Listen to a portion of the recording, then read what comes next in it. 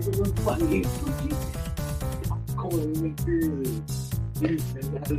everyone, welcome to another episode of That's All Funny. Episode what is this? I don't know, 720.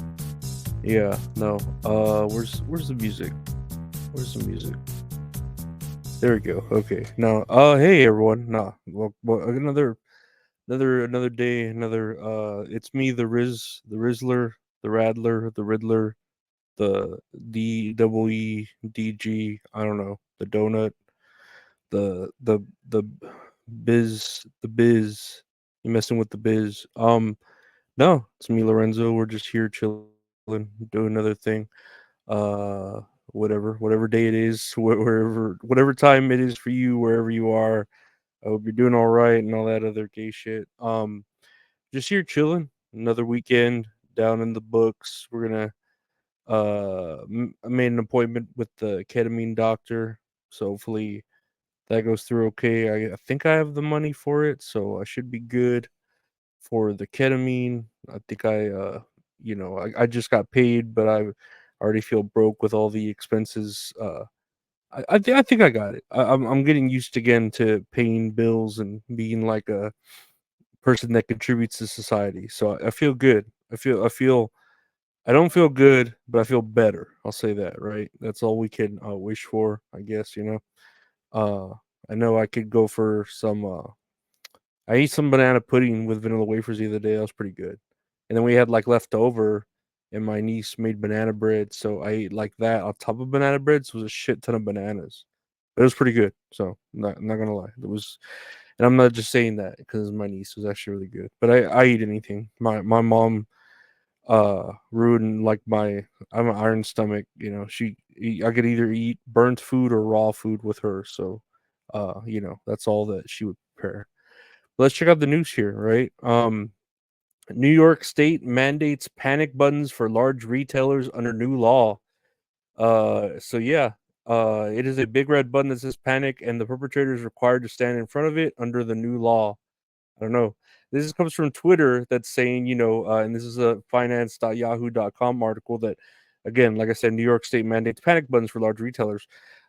Yeah, I don't know about this. Like, um, I've worked in retail stores, and not to this degree where theft has been this high. I know when I worked at Home Depot, dude, it was pretty high. Like legit, people would just walk in, grab with their hands two suitcases. They would just grab two chainsaws that are valued at like $350 each, and then just walk out. And I remember one time I chased after at Home Depot, I chased after a person and got like their license plate and stuff, and I got in trouble for it. I mean, I didn't get fired, but I knew a guy that got fired for chasing someone and tackling them.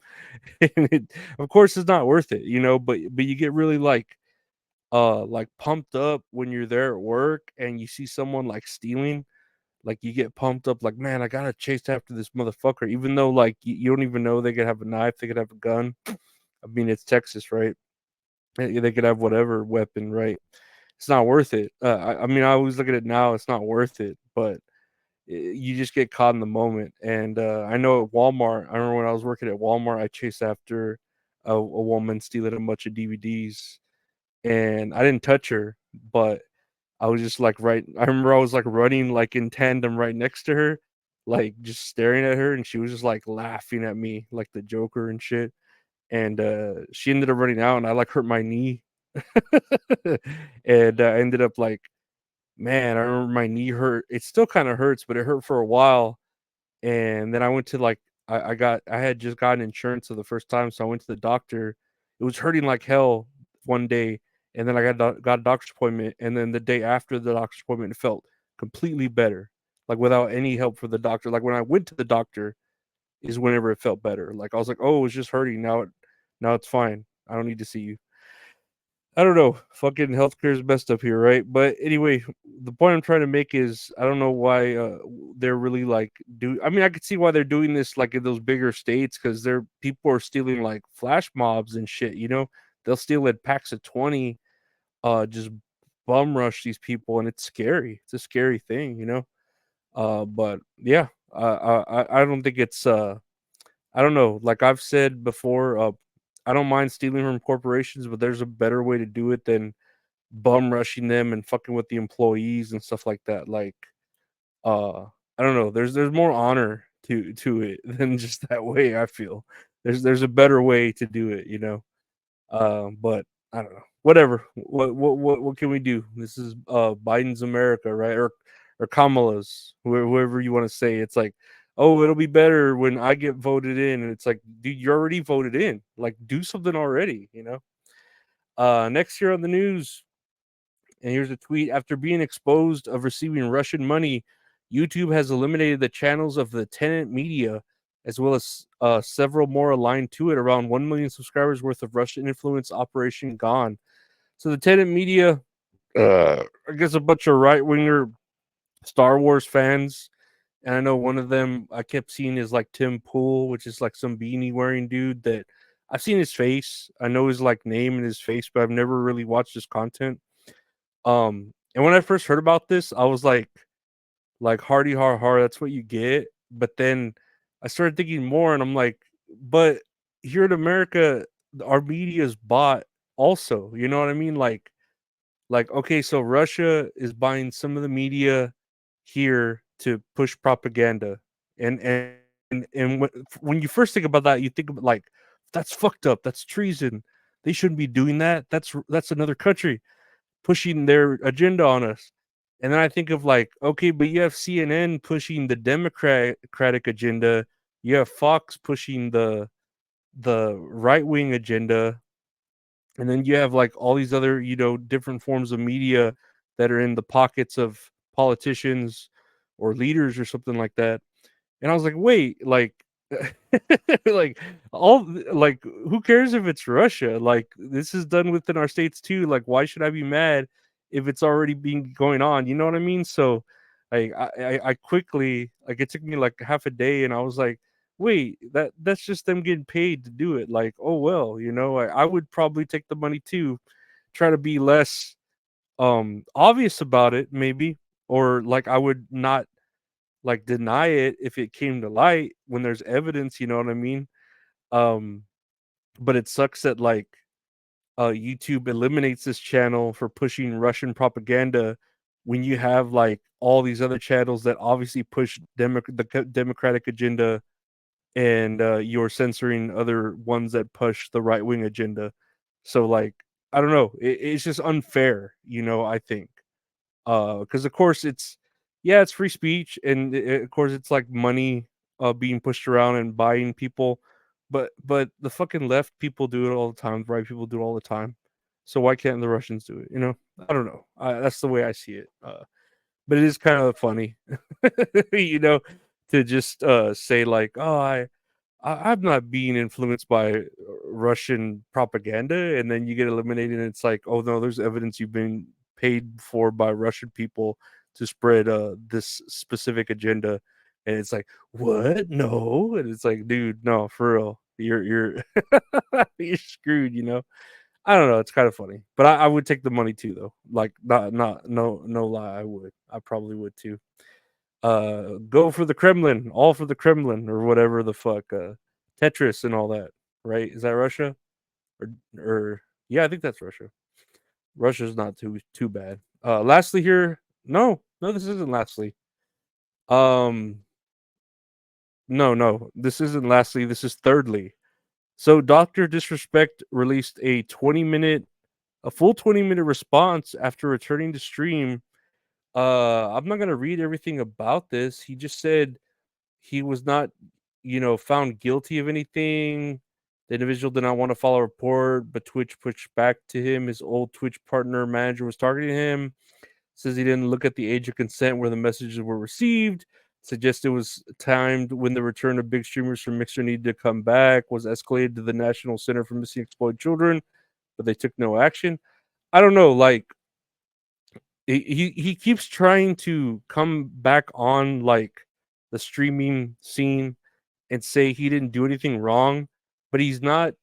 He's not. He's admitting that he didn't do the things that people are saying he didn't do, but he's not telling us what wasn't done. You know what I mean? Like he's saying, "Well, I didn't do what they said, or I didn't do what they said." It's like, well, then what did you do? Like, because in a tweet, you legit said that you were texting a person that wasn't age of consent or whatever, and yeah, like that's not good, especially when you're married. I mean, not especially when you're married. It's just not good at all to do. Then I'm sure it violates Twitch's terms of service, along with just it being illegal. Um, but I don't know, like he keeps doing these wacky like things where he's not he- he's not admitting to what people are saying he's guilty of, but he's not trying to clear his name. You know what I mean? And it's a very strange strategy. Let me tell you that. But I don't know. I just don't see him. He needs to lean into it if that's what he's trying to do. He needs to just go full heel. He can't try to go babyface on this shit. I don't know. I don't know though, man. Like even going heel, I don't know if it'll help you because it seems like just what streamers do. Like it just seems like if you're a streamer, you suddenly get all this money and all these viewers and all this power. You just start messaging underage people. It's just like the MO now, and it just adds on to the whole idea of like, oh yeah, that sounds about right. Oh, he's a streamer. He's a grown man. He's married. Yeah, he's probably messaging underage people. Um, I don't know. I don't know what to say to this other than it's all alleged, but I feel like he did it. What can he do? What's the saving grace?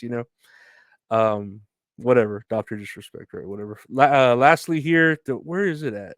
Oh, so what came out yesterday, and I talked about it on the podcast, is Linkin Park got a new lead singer. They announced a new album. Everyone was kind of like mixed reactions because oh no, it's a woman. But she sounds all right. The single sounds like shit, but she sings some of the songs pretty well. That's cool. Okay, we're open to this, but we're kind of not. Let's see where this goes. And then the very next day, not even 24 hours later, it was unearthed that this lead singer, Emily Armstrong, is a known member of the Scientology cult or religion, however you want to look at that there. And she had shown support for Danny Masterson at his trial in 2022, where he was accused and was later found guilty of 2 counts of rape in 2024. So she's kind of crazy. And I mean, I don't know how to say this, like that. I don't feel like that's the worst thing I've heard a singer do or a woman do. I don't know what to fucking say. Like, uh, yeah, she's part of Scientology. Yeah, she's a sympathizer for Danny Masterson. I'm sure a lot of people are. But at least she's not this. At least she's not that. Is it really that bad? Let's just see how the album is before we start judging. Because maybe it's gonna be like a Kanye thing, and the art is gonna outweigh the charges. Because to me, that's how I feels with Kanye. I feel like the talent outweighs all the bad things he's done. Uh, whether you think of the Taylor Swift shit, whether you think of all the Jewish hate, whether you think of all the MAGA shit and racial stuff he's done, I still think the talent outweighs it. Is it going to be that way, or is it going to be like a Chris Benoit situation where it's like, no, I'm sorry, we can't look past this?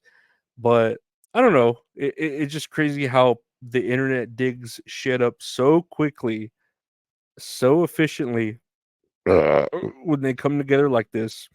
It's almost a beautiful thing, but it's always for negativity. And I don't know. All I could say, is that's all funny. that's the music didn't play, huh? That's not funny at all. What the fuck? I know. That's all funny, guys. Yeah, no, I want to thank you for listening to the podcast. That's all funny. It's for the Morning Word podcast. Just search That's All Funny. I had a podcast with my buddy Gabe called That's All Kayfabe. We're talking about wrestling. Just search That's All Kayfabe. I got a podcast with the wonderful Mint Salad called Tits and Areolas with Mint Salad, where we talk about a movie we watch, play a little game. It's great. She's hot on piece of shit. It's worth it. You should check it out. Tits and Areolas with Mint Salad available anywhere podcasts are available. If you want to see video versions of any of these shows that I'm talking about, that's all funny. That's all kayfabe. Tits and Areolas with Mint Salad. Check out the YouTube channel, youtube.com/@LorenzoAreola. I got all that and other videos there. Like and subscribe, share, and all that stuff. If you want to donate to the podcast, there's links there to the right and in the descriptions. Any donations are appreciated. I will thank you. If you want to check out the Patreon, patreon.com/Lorenzo Ariola. Thank you to all my subscribers there. $5 a month gets you bonus episodes, early episodes, deleted episodes, ad-free episodes. You should check that out. Again, this podcast is available anywhere. Check it out on Spotify and Apple. You can find it there if you just want to listen to it and not watch it. Check out the artist who does all the art for the show, at Retro Horror Inc. on Instagram and Twitter. That's at Retro Horror Inc. I want to thank you for listening. Thank you for everyone for liking and subscribing. Share. Take care.